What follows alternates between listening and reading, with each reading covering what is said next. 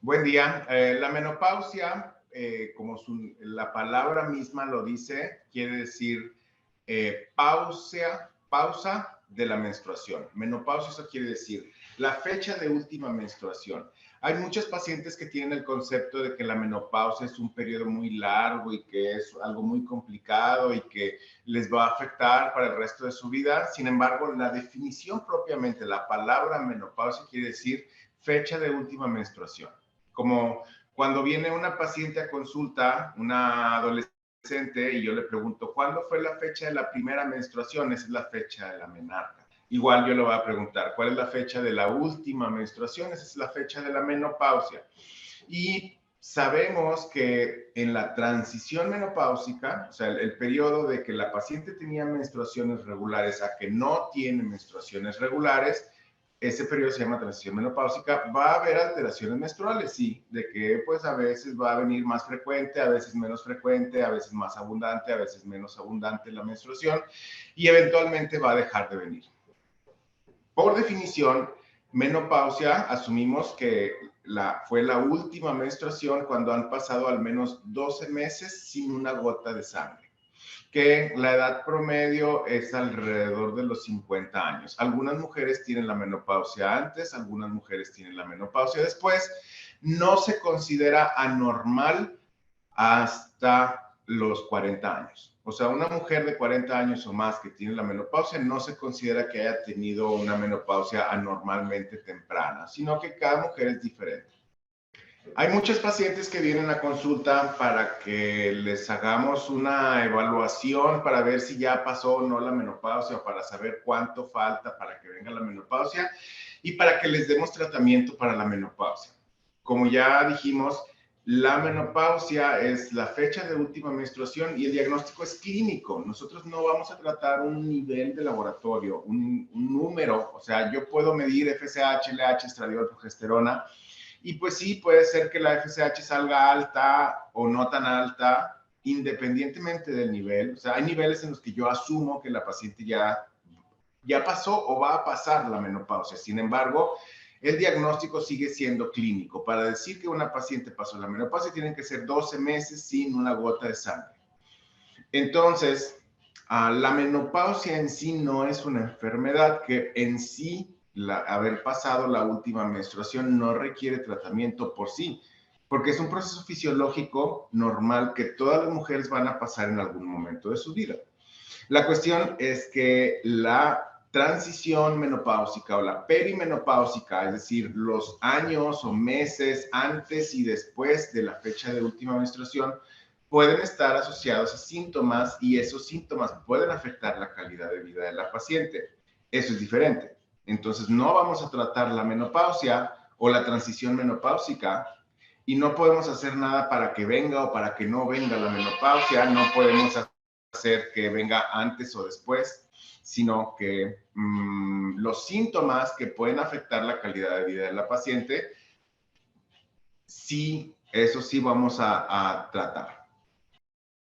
Hay varios grupos de síntomas que se pueden asociar a la transición menopáusica o a la perimenopausia, o sea, los años o meses alrededor de la menopausia, antes y después de la menopausia. En términos generales los podemos dividir en síntomas vasomotores, síntomas psicológicos y síntomas genitourinarios. Los síntomas vasomotores son los más comunes, que el síntoma vasomotor más común son los bochornos, que la paciente tiene calor y esos bochornos se asocian a rubicundez, o sea que la paciente le da mucho calor, aunque en el exterior no esté la temperatura elevada, la paciente siente mucho calor, se pone roja y eso se asocia también a sudoración, que empiezan a sudar. Eso se debe a un cambio en el termostato del cuerpo que se encuentra dentro del cerebro, que se ha correlacionado con los cambios en la producción de hormonas gonadotrópicas, o sea, las hormonas que estimulan a los ovarios en los años que se asocian con la menopausia. Los bochornos, entonces, si una paciente va a tener síntomas menopáusicos, lo más probable es que va a tener bochornos, sudores y rubicundez, o sea, que se ponga roja cuando le dan estos bochornos. Otros síntomas vasomotores es que se le duerman las manos, los dedos sobre todo, o que le hormigueen las puntas de los dedos. Eso es un síntoma vasomotor también. Esos son los más comunes.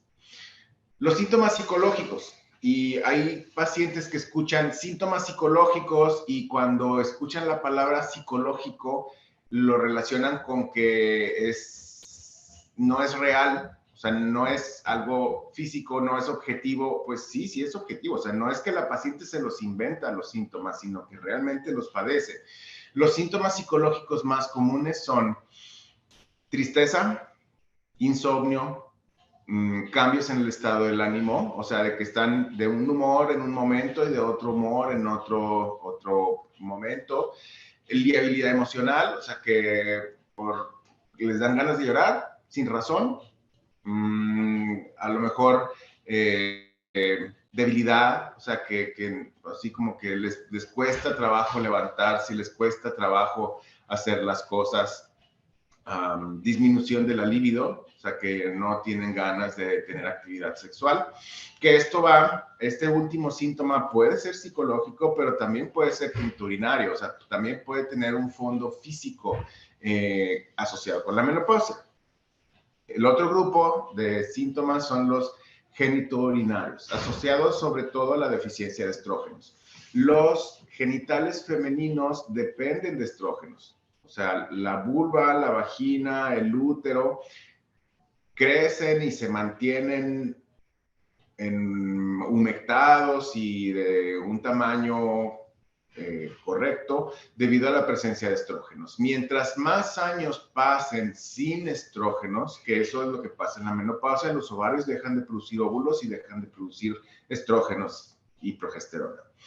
Mientras más años pasen de que una paciente no tiene estrógenos, más probable es que la paciente vaya a tener síntomas por deficiencia de estrógenos, es decir, atrofia de la vulva, atrofia de la vagina, y me refiero a atrofia a que la piel y la mucosa se van a hacer delgadas y esa delgadez va a hacer que sean frágiles, o sea, que se lastimen muy fácil, que esté seco y que eso produzca molestias al tener relaciones sexuales, o que tenga propensión para tener infecciones vaginales, o que se acentúe los casos de incontinencia por prolapso de órganos, o sea, que la vejiga estaba caída y eso le condicionaba incontinencia al momento de que se atrofió la vagina y los tejidos alrededor, eso acentúa la incontinencia. Hay que recordar que una paciente perimenopáusica, o sea, ya sea premenopáusica en los años antes de la menopausia o posmenopáusica en los años después de la menopausia, pues es una paciente que tiene factores de riesgo y tiene condiciones que existe mayor riesgo padecerlas simplemente por la edad, independientemente de si ha pasado o no la menopausia. Esas son las cuestiones que tenemos que evaluar. O sea, obviamente tenemos que evaluar el estado hormonal de una paciente, que ya dijimos, el diagnóstico de menopausia es clínico. O sea, yo le voy a interrogar a la paciente cómo fue su patrón menstrual y cuándo fue la última menstruación para saber su estatus pre o postmenopáusico. Pero hay que recordar que simplemente por edad, o sea, independientemente de si pasó o no la menopausia, hay que valorar condiciones propias de la edad, como todos los cánceres. O sea, después de la menopausia, todos los cánceres ginecológicos son más comunes. El cáncer de mama, el cáncer de cervix, el cáncer de útero, el cáncer de endometrio, el cáncer de ovario. Que, bueno, lo que vamos a valorar es aplicar métodos de tamizaje, de diagnóstico oportuno de los cánceres que tienen un método para diagnóstico oportuno, como el cáncer de mama. Tiene un método de diagnóstico oportuno que es la mamografía. El cáncer de cervix tiene un método de diagnóstico oportuno que es la citología cervical, el Papa Nicolau. El cáncer de endometrio también en pacientes postmenopáusicas que tienen sangrado, hacemos un ultrasonido y el grosor del endometrio me puede hacer sospechar en la presencia de cáncer de endometrio. Aquí lo importante es que, desgraciadamente, el cáncer de ovario no tiene un tamizaje, no hay una prueba de diagnóstico oportuna para cáncer de ovario. Que bueno, voy a aplicar las pruebas que sí están demostradas científicamente que sirven. ¿Qué otras condiciones me preocupan o me interesa estudiar en una paciente peri o postmenopáusica? Enfermedades crónico-degenerativas también. Mientras más edad tiene una mujer, más probable es que vaya a padecer estas enfermedades. ¿Cuáles son?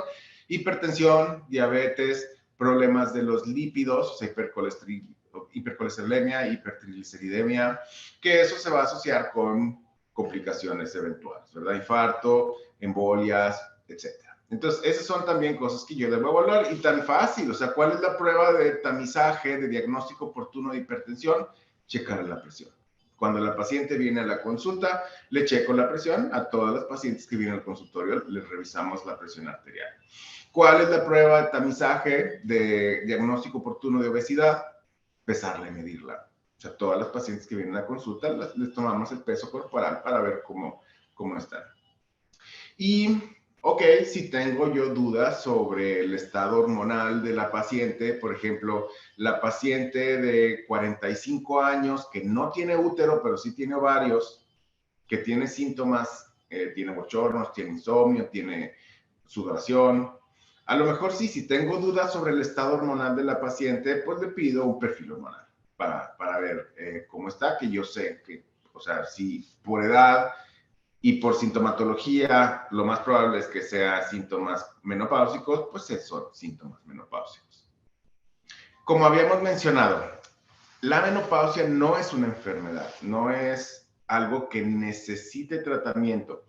El diagnóstico de menopausia se establece de manera clínica, es decir, cuánto tiempo tiene la paciente sin menstruar. Y una vez que yo establezco que la paciente pasó la menopausia, de ahí en adelante la paciente se va a considerar en etapa de postmenopausia, de ahí hasta que para el resto de su vida. Y como decimos, la menopausia no es una enfermedad, por lo cual no requiere tratamiento de manera forzosa, porque no es una enfermedad, es una condición fisiológica normal y natural que van a pasar todas las mujeres, que se puede asociar a síntomas que pueden afectar la calidad de vida de la paciente. Eso es diferente. Entonces, sí, si la paciente tiene síntomas que afectan su calidad de vida, entonces tenemos que considerar un tratamiento. Por ejemplo, la paciente que tiene bochornos y esos bochornos hacen que sude y por ejemplo, dice la paciente, es que la pijama se empapa y me tengo que levantar a medianoche a cambiarme la pijama porque no puedo dormir.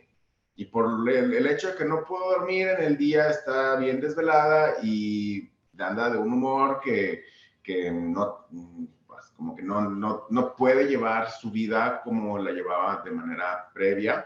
Entonces ahí está indicado. Y eso yo no lo voy a medir con una muestra de sangre, o sea, no con un nivel hormonal, sino eso lo tengo que valorar, escuchar lo que mi paciente me dice para determinar qué tan necesario va a ser que le demos un tratamiento. Los síntomas menopáusicos son por deficiencia de estrógenos, porque los ovarios dejaron de producir estrógenos. Por lógica, el mejor tratamiento de los síntomas por deficiencia de estrógenos va a ser estrógenos.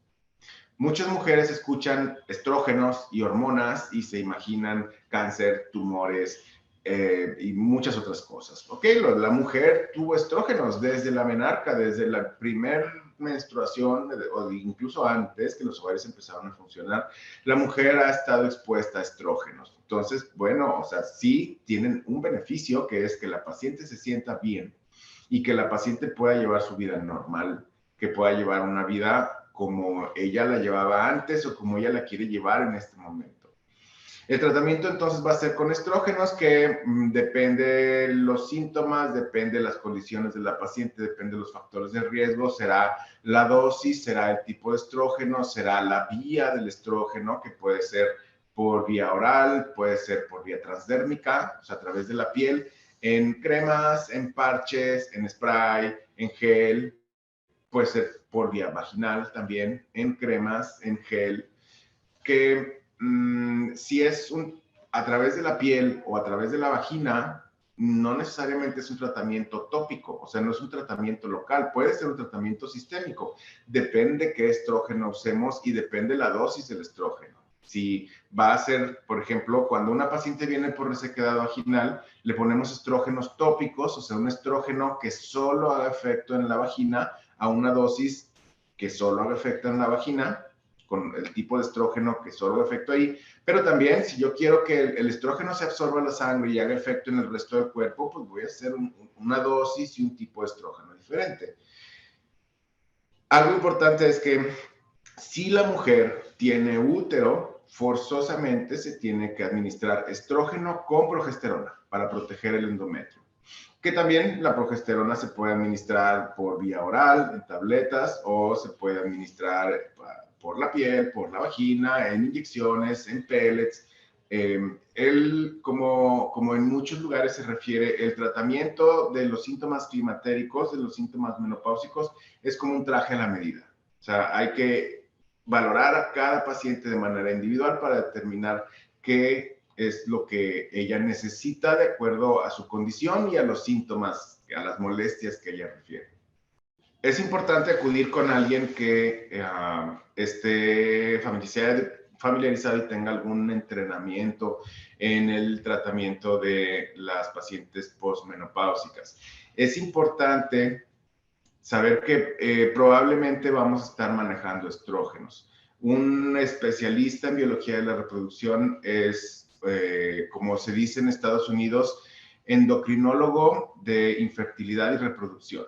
Entonces, estamos manejando hormonas que, bueno, en una paciente que tiene una alteración o alguna condición que hace que no se pueda embarazar, pues hay que regular las hormonas para que se pueda embarazar. En una paciente que está en la transición menopáusica, que las hormonas están cambiando, pues también el manejo es hormonal de una manera diferente.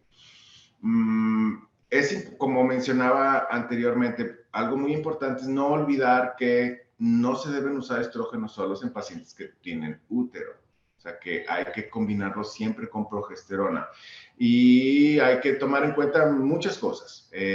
Entonces, sí es importante buscar una persona que tenga entrenamiento en manejo de pacientes con posmenopausia.